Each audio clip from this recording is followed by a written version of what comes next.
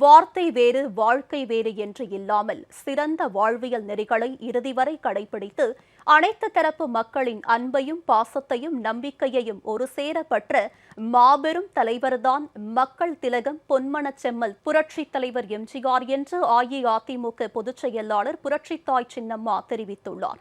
புரட்சித் தலைவரும் புரட்சித் தலைவியும் வளர்த்த இயக்கத்தை ஒருங்கிணைப்பது காலத்தின் கட்டாயம் என தொண்டர்கள் கருதுவதாக குறிப்பிட்டுள்ள அவர், அனைவரும் இதனை உணர்ந்தால் மட்டுமே தமிழகத்தில் மீண்டும் புரட்சித் தலைவர் ஆட்சியை அமைக்க முடியும் என திட்டவட்டமாக தெரிவித்துள்ளார். பொன்மனச் செம்மல் புரட்சித் தலைவரின் 105வது பிறந்த நாளையொட்டி அஇஅதிமுக பொதுச் செயலாளர் புரட்சித்தாய் சின்னம்மா இன்று தொண்டர்களுக்கு எழுதியுள்ள மடலில், இருந்தாலும் மறைந்தாலும் பேர் சொல்ல வேண்டும், இவர் போல யார் என்று ஊர் சொல்ல வேண்டும் என்று நம் புரட்சித் தலைவர் டாக்டர் எம்ஜிஆர் திரையில் பாடியதோடு மட்டுமல்லாமல் இந்த பாடல் வரிகளுக்கு இலக்கணமாய் தன் இறுதி மூச்சு வரை வாழ்ந்து காட்டினார் என குறிப்பிட்டுள்ளார். மருதூர் கோபாலன் ராமச்சந்திரன் என்ற பெயரை கொண்ட நம் புரட்சித் தலைவர் அனைவராலும் எம்ஜிஆர் என்று அன்போடு அழைக்கப்பட்டார். 1917ஆம் ஆண்டு ஜனவரி மாதம் 17ஆம் தேதி இலங்கையில் உள்ள கண்டியில் திரு மருதூர் கோபாலன் அம்மையார் சத்தியபாமா தம்பதிக்கு மகனாக பிறந்தார். 2½ வயதில் தந்தையை இழந்த பிறகு அன்றைய மெட்ராஸ் மாகாணத்தை சேர்ந்த வடவனூருக்கு குடும்பத்தோடு வந்து சேர்ந்தார். தனது 3 வயதில் தமிழகத்திற்கு வந்து கும்பகோணம் யானையடி பள்ளியில் படித்திருக்கிறார். 7 வயதில் பாய்ஸ் கம்பெனி நாடகங்களில் நடிக்க ஆரம்பித்திருக்கிறார் என்று சின்னம்மா நினைவு கூர்ந்துள்ளார். கடும் உழைப்பும் விடாமுயற்சியுமே அவருடைய வளர்ச்சிக்கு காரணமாக இருந்தன. 1936ஆம் ஆண்டு வெளிவந்த சதி லீலாவதி படத்தில் துவங்கியது அவரது திரைப்பயணம். 1947இல் வெளிவந்த ராஜகுமாரி படத்தில் கதாநாயகனாக நடித்தார். எளிய மக்களின் பிரதிநிதியாக மக்கள் திலகம் நடித்த மதுரை வீரன் படம் துவங்கி 1000ல் ஒருவன், அரச கட்டளை, குடியிருந்த கோவில், ராமன் தேடிய சீதை மற்றும் 1958இல் அவரே தயாரித்து இயக்கி நடித்த நாடோடி மன்னன், எங்க வீட்டு பிள்ளை, உலகம் சுற்றும் வாலிபன், இறுதியாக மதுரையை மீட்ட சுந்தர பாண்டியன் வரை அவர் 136 திரைப்படங்களில் மீனவராக, தொழிலாளியாக, விவசாயியாக, காவல்காரனாக இன்னும் எண்ணற்ற கதாபாத்திரங்களில் நடித்த அவரை தமிழக ரசிக பெருமக்கள் வெற்றி நாயகனாக ஆக்கினார்கள் என சின்னம்மா பெருமிதம் தெரிவித்துள்ளார். 1954இல் துவங்கப்பட்ட அவருடைய ரசிகர் மன்றங்கள்தான் புரட்சித் தலைவரின் அரசியலுக்கு அடித்தளமாகின. காலம் சென்ற நடிகமணி நாராயணசாமியால் கிடைத்த பேரறிஞர் அண்ணாவின் அறிமுகம் திராவிட உணர்வுள்ளவராக புரட்சித் தலைவரை மாற்றியதாக புரட்சித்தாய் சின்னம்மா சுட்டிக்காட்டியுள்ளார். தான் நடிக்கும் படங்களில் சமூக சிந்தனைகளை, ஏற்றுக்கொண்ட கொள்கைகளை எத்தனையோ எதிர்ப்புகள் வந்தபோதும் தொடர்ந்து முன்வைத்து மக்களிடம் கொண்டு சென்றார். அன்றைய தினத்தில் தான் சார்ந்த கட்சி வெற்றி பெற கடுமையாக உழைத்தார். மேலவை உறுப்பினராகவும் திறம்பட செயலாற்றினார். 1967இல் துப்பாக்கிச்சூடு நடந்த நிலையில் பரங்கிமலை தொகுதியில் போட்டியிட்டு வெற்றியும் கண்டார். தமிழகத்தில் பேரறிஞர் அண்ணா தலைமையிலான திமுக ஆட்சி அமைய காரணமாக இருந்தார்.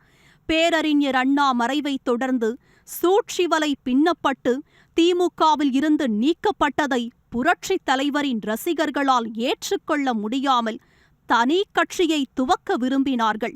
அவ்வாறு தங்களுடைய முழுமையான அர்ப்பணிப்பு உணர்வில் 1972இல் தனியாக இயக்கத்தை உருவாக்கி தான் பெரிதும் போற்றிய பேரறிஞர் அண்ணாவின் பெயரை கட்சியின் பெயரில் இணைத்தார்.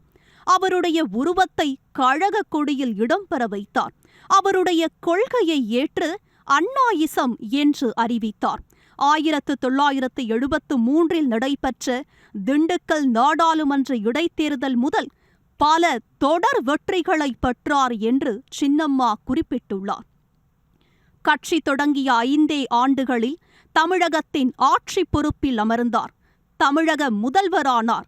தொடர்ந்து 1980, 1984 என்று நம் புரட்சி தலைவரையே முதல்வராக நீடிக்க வைத்தார்கள் தமிழக மக்கள். மக்களின் ஏகோபித்த ஆதரவுடன் சுமார் 11 ஆண்டுகள் இந்த தமிழ் மண்ணில் நல்லாட்சியை நடத்திய மாபெரும் தலைவர்தான் பொன்மனச்செம்மல் புரட்சி தலைவர். 1984 அமெரிக்காவின் புரூக்ளின் மருத்துவமனையில் சிகிச்சை பெற்று வந்த நிலையில் புரட்சி தலைவி அம்மா தனது கடின உழைப்பாலும் சூறாவளியாக சுழன்று மேற்கொண்ட பிரச்சாரங்களாலும் மீண்டும் கழக ஆட்சி அமைந்தது. புரட்சி தலைவரும் ஆண்டிப்பட்டி தொகுதியில் மகத்தான வெற்றி கண்டார். புரட்சி தலைவி அம்மா கழகம் பெற்ற வெற்றியை சிகிச்சை முடிந்து தமிழகம் திரும்பிய நம் புரட்சி தலைவருக்கு பரிசாக வழங்கினார் என சின்னம்மா தெரிவித்துள்ளார். பொன்மனச்செம்மல் புரட்சி தலைவர் எம்ஜிஆர் அவருடைய ஆட்சி காலத்தில் தன்னிறைவு திட்டம் கொண்டு வந்து பட்டி தொட்டி எங்கும் அடிப்படை வசதிகளை ஏற்படுத்தி தந்தார். ஏழை குடிசைகளுக்கு ஒரு விளக்கு மின்திட்டம், சிறு குறு விவசாயிகளுக்கு இலவச மின்சாரம் வழங்கியது. ஒரே சமயத்தில் 20,000க்கும் மேற்பட்ட நியாய விலை கடைகளை கொண்டு வந்து ஏழை எளிய சாமானிய மக்களுக்கு அத்தியாவசிய பொருட்கள் கிடைக்கச் செய்தது. சிறுவயதில் ஒருவேளை சோற்றுக்கும் ஒரு ஜோடி துணிக்கும் எவ்வளவு கஷ்டப்பட்டேன் என்று எனக்குத்தான் தெரியும். அதனால்தான் சத்துணவோடு சீருடையும் கொடுக்க விரும்புகிறேன் என்று எளிய மக்களின் சிரமங்களை உணர்ந்து பொன்மனச்செம்மல் புரட்சித் தலைவர் கொண்டு வந்த சத்துணவு திட்டம் பள்ளிகளில் மாணவ மாணவியர் வருகையை அதிகப்படுத்தி ஐநா சபை வரை பேசப்பட்டது. இலவச சீருடைகள், காலணிகளை வழங்கினார். பொறியியல் கல்லூரிகள் பலவற்றை திறந்து தமிழக மாணவர்கள் பலரை பொறியியல் பட்டதாரிகளாக்கினார். மகளிர் பல்கலைக்கழகத்தை திறந்து அன்னை தெரேசாவின் பாராட்டை பெற்றார். சமநீதிக்கான பார்வையோடு பிற்படுத்தப்பட்டோர் மற்றும் தாழ்த்தப்பட்டோருக்கான இடஒதுக்கீட்டை உயர்த்தினார். கிராமம் தோறும் கிராம நிர்வாக அலுவலர்களை நியமித்தார். அண்டை மாநிலத்தோடு பேசி கிருஷ்ணா நதிநீரை சென்னைக்கு கொண்டு வந்தார். தந்தை பெரியாரின் நூற்றாண்டை தமிழகமெங்கும் கொண்டாடினார். அவருடைய எழுத்து சீர்திருத்தத்தை நடைமுறைப்படுத்தி தமிழ் மொழியை நவீனப்படுத்தினார். தமிழுக்கு என்று தஞ்சையில் பல்கலைக்கழகம் அமைத்தார். உலகத் தமிழ் மாநாட்டை சிறப்புடன் நடத்தி உலக தமிழர்களை ஒருங்கிணைத்தார். அரசாணைகளை தமிழில் வெளியிடவும் தமிழில் கையெழுத்திடவும் வைத்தார். தமிழ் பண்புக்கு நான் அடிமை என்று உணர்த்துவதற்காக பொங்கலை தமிழர் திருநாளாக கொண்டாடினார். புரட்சித் தலைவருடைய ஆட்சி காலத்தில்தான் சுமார் 9 ஆண்டுகள் உபரி பட்ஜெட் தாக்கல் செய்யப்பட்டது. மிகப்பெரிய பொருளாதார மேதையும் நோபல் பரிசு பெற்றவருமான அமர்த்தியா சென் தமிழகத்தை வளர்ச்சிப் பாதையை நோக்கி அழைத்து செல்வதாக குறிப்பிட்டு நம் புரட்சித் தலைவரை பாராட்டினார் என சின்னம்மா குறிப்பிட்டுள்ளார். கருணை, கடமை, பொறுமை 3ம் இருந்தால் தலைவனாகலாம் என்று திரையில் பாடியபடி அடித்தட்டு மக்கள் முதல் தமிழ் உணர்வாளர்கள் வரை அனைவரும் போற்றும்படி மக்கள் திலகத்தின் ஆட்சி தமிழகத்தில் பொற்கால ஆட்சியாக திகழ்ந்தது.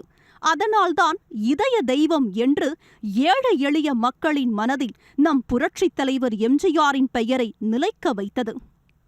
டாக்டர் பட்டங்கள், பாரத ரத்னா விருதுகள் நம் புரட்சித் தலைவரை தேடி வந்து சிறப்பித்தாலும் தமிழக மக்களின் மனதில் அவர் என்றும் மக்கள் திலகம்.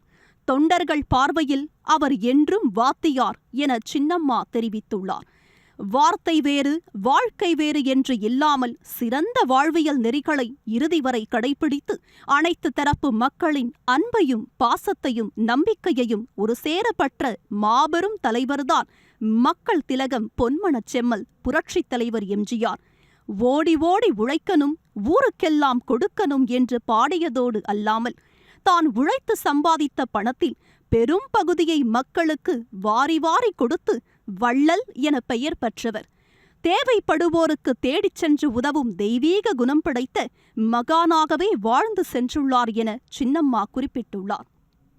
விருந்தோம்பலில் நம் புரட்சித் தலைவருக்கு இணை யாரும் இல்லை என்பது உலக பிரசித்தம். அவருடைய ராமாவரம் தோட்டத்து இல்லம் வடலூர் வள்ளலாரின் சத்திய தர்மசாலை போன்று எந்நேரமும் செயல்படும். அவர் வாழ்ந்த காலத்தில் அவர் எழுதிய உயிலில் கூட காது கேளாத, வாய் பேச முடியாத குழந்தைகள் நலனை பற்றி எழுதி வைத்திருக்கிறார் என்றால் அவர் மறைந்தும் வள்ளலாக இருந்து கொண்டிருக்கிறார். இதையே ராமாவரம் தோட்டத்தில் உள்ள காது கேளாத, வாய் பேச முடியாதோருக்கான பள்ளியை பார்வையிட்ட குடியரசு முன்னாள் தலைவர் ஐயா அப்துல் கலாமும் சொல்லியிருக்கிறார் என்றால் மக்களுக்காக வாழ்ந்தவர்களை மக்கள் மறப்பதில்லை என்பதைதானே நினைவூட்டுகிறது என்று சின்னம்மா தெரிவித்துள்ளார். புரட்சித் தலைவர் உருவாக்கி வளர்த்த பேரியக்கத்தை தலைமையேற்று அதைத் தொடர்ந்து ஆட்சி பொறுப்பில் ஏற்றி அகில இந்திய அளவில் 3வது பெரிய கட்சியாக வளர்த்தெடுத்தவர் நம் புரட்சித் தலைவி அம்மா. தேசிய நலனில் அக்கறை கொண்டிருந்தாலும் தமிழக நலனை விட்டுக் கொடுக்காத உணர்வை வளர்த்தெடுத்த நம் இரு பெரும் தலைவர்கள் காட்டிய அதே வழியில் இந்த இயக்கத்தை கொண்டு செல்லும் போதுதான் நம் தலைவர்களின் கனவு நனவாகும் என சின்னம்மா குறிப்பிட்டுள்ளார். நம் இயக்கம் விருட்சமாக பறந்து இருப்பதற்கு முழு முதற் காரணமாக இருப்பது வேர்களாகிய நம் தொண்டர்கள்தான் என்பதை யாரும் மறந்துவிட முடியாது. அதனால்தான் கழகத்தின் சட்ட விதிகளில் கூட தொண்டர்கள்தான் தலைமையை தேர்ந்தெடுக்க வேண்டும் என்ற விதிமுறையை கொண்டு வந்தார் நம் புரட்சித் தலைவர். அதுபோன்று நம் அடிமட்ட தொண்டர்கள் விரும்பும் தலைமையால்தான் நம் கட்சியை நல்ல நிலைக்கு கொண்டு செல்ல முடியும் என்று கருதியே பொதுச் செயலாளரை தேர்ந்தெடுக்க வேண்டும் என்று கூறினார் நம் புரட்சித் தலைவர் என சின்னம்மா குறிப்பிட்டுள்ளார். திரைப்படத்தில் புரட்சித் தலைவர் ஒரு வசனம் பேசுவார். என்னை நம்பாமல் கெட்டவர்கள் உண்டு, ஆனால் என்னை நம்பி கெட்டவர்கள் யாருமே இல்லை என்று. அந்த நெறிப்படிதான் புரட்சித் தலைவர் தன் இறுதி நாள் வரை வாழ்ந்தார். அவரை நம்பி கெட்டவர்கள் எவருமே இல்லை. திரையுலகிலும் சரி, அரசியல் பொது வாழ்வில் அவர் ஈடுபட்ட காலங்களிலும் சரி, அவருக்கு துரோகம் செய்தவர்களை கூட மன்னித்து அரவணைத்து அழைத்து சென்றவர்தான் புரட்சித் தலைவர் எம்ஜிஆர் என்று சின்னம்மா நினைவு கூர்ந்துள்ளார். அப்படி புரட்சித் தலைவரும் புரட்சித் தலைவியும் வளர்த்த இயக்கத்தை ஒன்றிணைப்பது காலத்தின் கட்டாயமாக நம் தொண்டர்கள் அனைவரும் கருதுகிறார்கள். இதே வேண்டுகோளைத்தான் தாமும் தொடர்ந்து முன்வைத்து வருகிறேன். அனைவரும் இதை உணர்ந்தால் மட்டுமே தமிழகத்தில் மீண்டும் புரட்சித் தலைவரின் ஆட்சியை அமைக்க முடியும் என்று சின்னம்மா தெரிவித்துள்ளார். மக்களின் மனங்களில் இன்றைக்கும் நிரந்தரமாக குடிக்கொண்டிருக்கும் நம் புரட்சித் தலைவரின் 105வது பிறந்த நாளில் ஏழை எளியவர்கள், முதியவர்கள், மழை வெள்ளத்தால் பாதிப்புக்குள்ளானவர்கள், கொரோனா தாக்கத்தால் தங்களது பெற்றோர்களை இழந்தவர்கள், ஆதரவற்ற பெண்கள் ஆகியோருக்கு தங்களால் இயன்ற உதவிகளை செய்தும் புரட்சித் தலைவரின் திருவுருவ சிலைக்கும் திருவுருவ படத்திற்கும் மாலை அணிவித்து மலர்தூவி மரியாதை செலுத்துவோம். அதே சமயத்தில் கொரோனாவின் தாக்கம் அதிகரித்து வரும் சூழ்நிலையை கருத்தில் கொண்டு அனைவரும் முகக்கவசம் அணிந்து போதிய சமூக இடைவெளியுடன் உரிய பாதுகாப்பு வழிமுறைகளை பின்பற்றி நம் புரட்சித் தலைவரின் பிறந்த நாளை கொண்டாடுமாறு உங்களையெல்லாம் அன்புடன் கேட்டுக்கொள்கிறேன் என சின்னம்மா தெரிவித்துள்ளார். நன்றி மறவாத நல்ல மனதோடு நாம் அனைவரும் ஒருங்கிணைந்து இந்த நன்னாளில் அவருடைய பொற்கால ஆட்சியை மறுபடியும் தமிழகத்தில் மலர உறுதிமொழி எடுத்துக்கொள்வோம் என கழக தொண்டர்களுக்கு எழுதியுள்ள மடலில் சின்னம்மா தெரிவித்துள்ளார்.